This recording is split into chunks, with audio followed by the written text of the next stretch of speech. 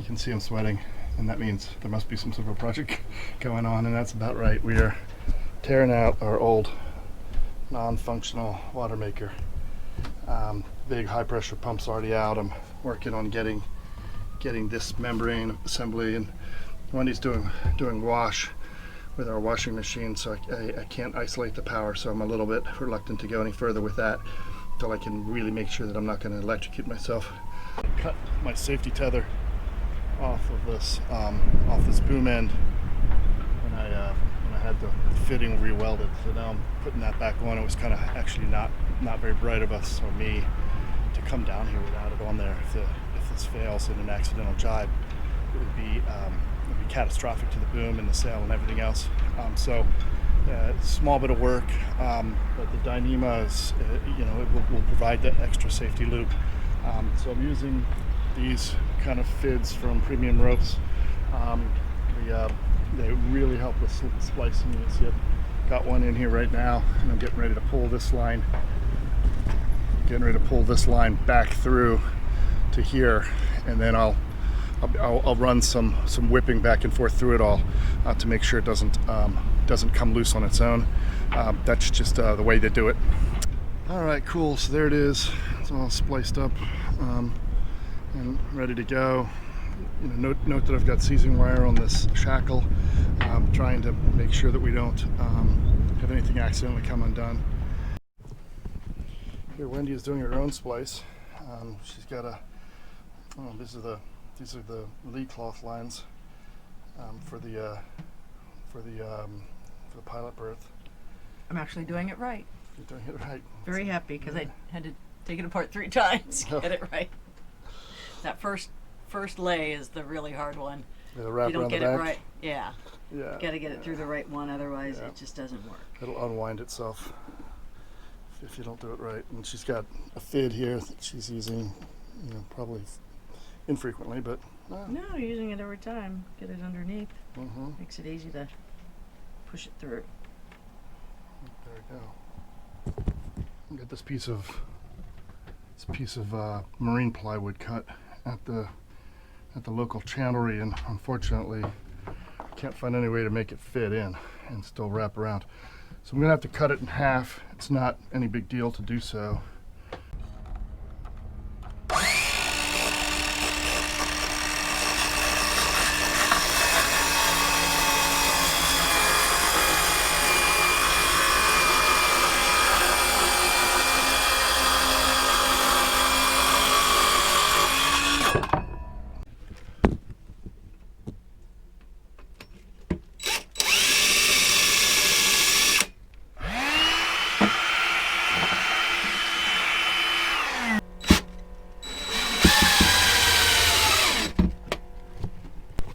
Well, looks like we're getting there.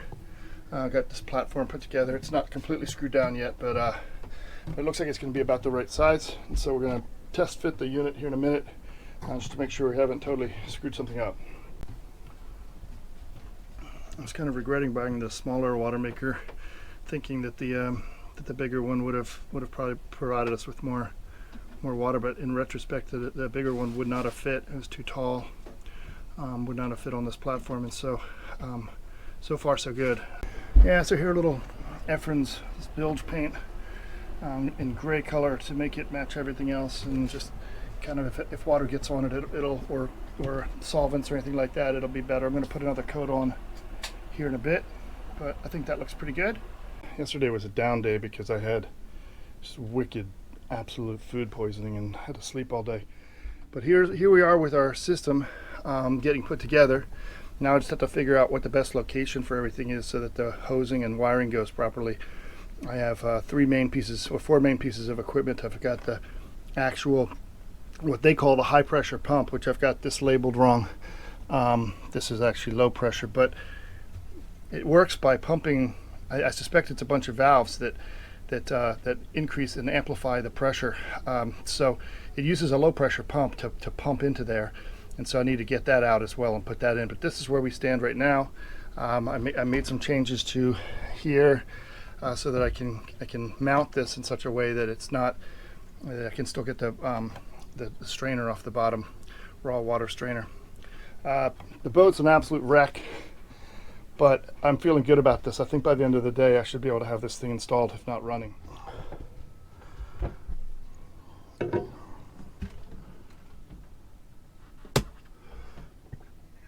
So one of the rules of cutting into wires, AC wires, is that you never want to cut more than one at a time. You don't want to bridge the wire with your cutters. And so I'm going to isolate ourselves from the shore power because I'm getting ready to do that. I don't have a choice in the matter. I have to cut a big wire, and I know in advance, I already know that it's dead. But it's good practice to do it this way. And the reason I know it's dead is because this pump gets driven, or used to get driven off of the power supply that came from the Watermaker, which is now not connected anymore. Piping is all done. Our motor's installed. Got the unit installed. Everything's run back to. This is going to be a hose, which I don't have yet, that you use for taking samples of the water. One of the things with these Watermakers is you cannot use any water that has chlorine in it, and water that comes off the pedestal or from a city water system always has chlorine. That's how they keep the water clean. So you can't have that. So you have to basically make your own water in order to flush the system. You don't want to use what's in the tanks, because even a very, very small amount of chlorine, unless you just run you fill your tanks entirely from the Watermaker for months at a time, then you might be comfortable enough using that water back through. But otherwise it'll have a little microscopic amount in there, and I'm not so sure how sensitive the membranes are to it, but they just recommend not doing it. So what you do is you take it off this tap, make the water that you use to flush it. So and then down in here,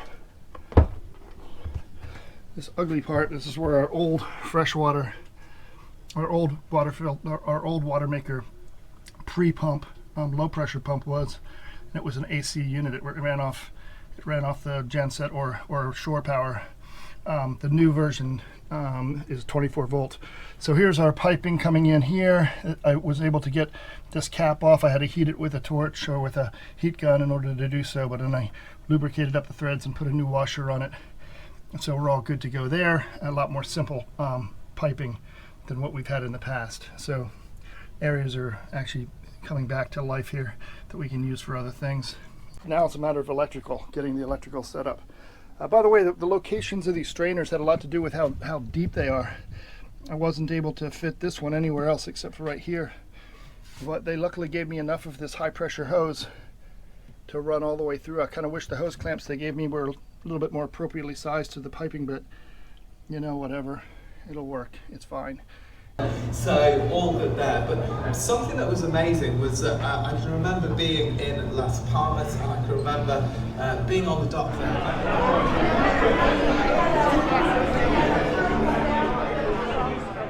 Well, it's time to MacGyver things again. We've got the issue here that I need to mount this breaker. They make surface mount breakers, but I wasn't able to find one in 15 amp. So what I need to do is make myself a bracket, and that's what I'm getting ready to do, because this is some sort of a safety tang for a laser or something they said on the box, but I'm going to make it into a fuse bracket.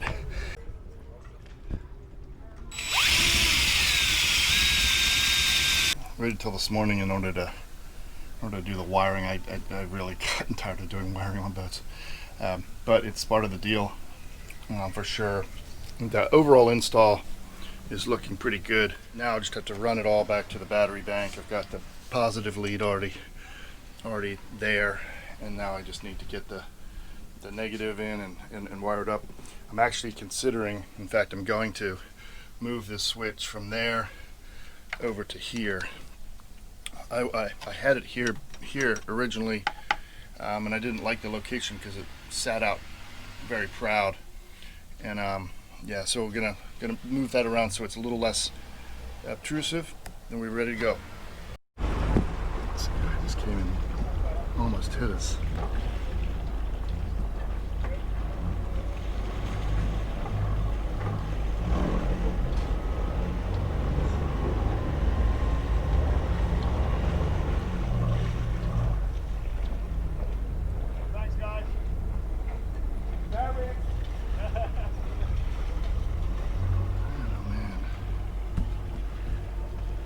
can you get a cat like that sideways with 2 engines? It's like driving a bobcat. It's impossible to go wrong. Well, the install is officially complete. I've got the pump all wired. Doesn't really have any water in it yet. I don't think it really matters if it's got water or not. It's going to have to prime itself anyway, but it does work. And yeah, we'll just have to, and I'm going to have Jim, the guy from Sailfish Marine, come. He's here in Las Palmas, so he's going to come and take a look at things, see how it all looks. Here we have the little terminal block where all this runs through, and yeah, I think it's a pretty decent install, fairly professionally done.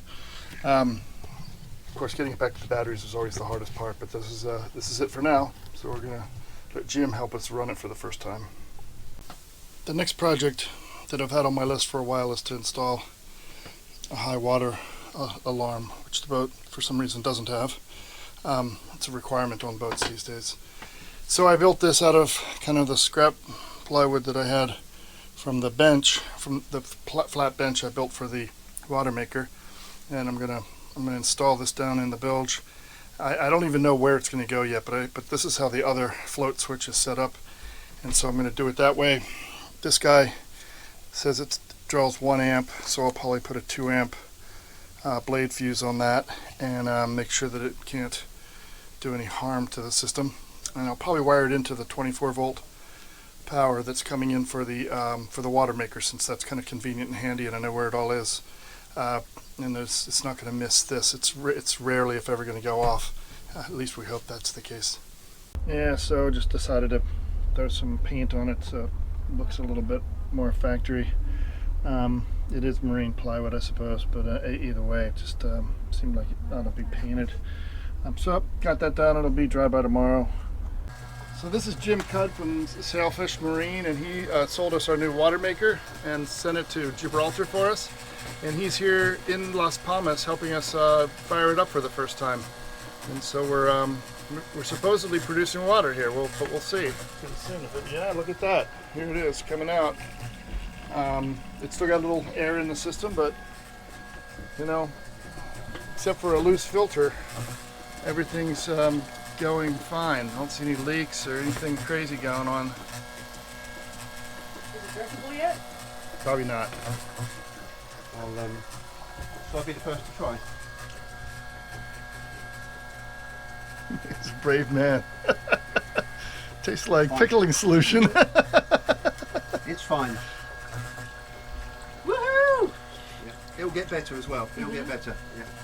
Yeah. So how about so Yeah, tell us about the Eco Sistems product, since this is what we chose to use. Okay. Well, it uses what's called an energy recovery pump, which basically boosts the pressure of the main pressure, which is created by the little vane pump there. That's not enough to actually make water, so it needs to be boosted. And inside here is what's called an energy recovery pump, and that boosts the water pressure up to the required 800 psi that you need for reverse osmosis to take place, which is happening in the membrane, which is this bit here. Terrific. Yeah. And this unit produces about 25 liters an hour, although the 25 to 30, it'll average about 27. Okay. Depends on the temperature of the water and the salinity of the water. Here the water's actually reasonable temperature, so you should be getting well over 25. Let's have a look. Yeah, it's doing about 27. Yeah, the engineering report, or the test report, came back saying that they were getting 30 out of it at the time at the factory. I tested there to make sure that it functions. Yeah. Now, one of the great things actually about these is it's not, they don't call it a 25 litre machine and it only makes 20. It does what it says on the tin, and maybe a little bit more, you know, but which is always good. Indeed.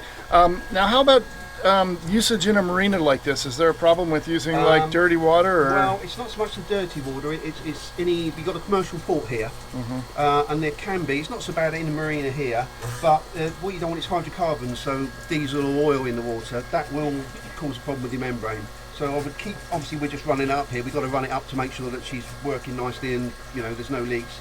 But after that, I would run it sparingly in the marina. To be honest with you, just to keep on the safe side. Okay. This is more for As our it's a new viewers. machine. Yeah, the last thing you want to do is ruin the membrane in the first couple of hours of use on a new machine. Where do you get replacement filters and membranes? You can buy those from a lot of the chandlers, or we can ship them to you. You know, it depends where you are in the world, to be honest with you. But Okay. I think, as we said, shipping is dead easy. We've always got membranes for filters in stock, and Roll Nautic up the top here on the corner will have the filters, but probably not the membranes. It's most of that air's gone now, which is nice. You can tell by the sound of the motor, it's sorted itself out now. It's pulling it through. There's a bit of air trapped in the strainer there, but to be honest, I wouldn't worry about that. I think there's a bleed valve on top of There it. is, yeah. I would just Let it go. run, yeah. Because it's nice because you can see flow going through. You know, if it's full right up, you can't always see flow, but at least there you can see the flow. So, you know, you can see what's happening and things are actually happening. You know, it's working.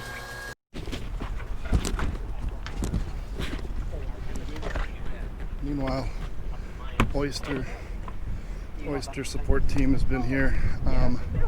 Went up the rig earlier. every single day. Spanish. Take a look at everything and make sure it's all working.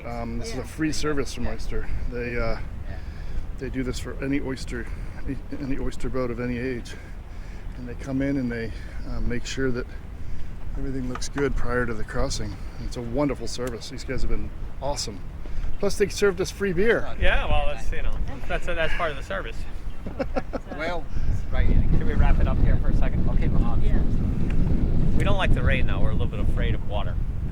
Well, at least it's not lightning. Yeah, they bring their own halyard for climbing the mast. They don't trust other people's stuff. Probably rightfully so.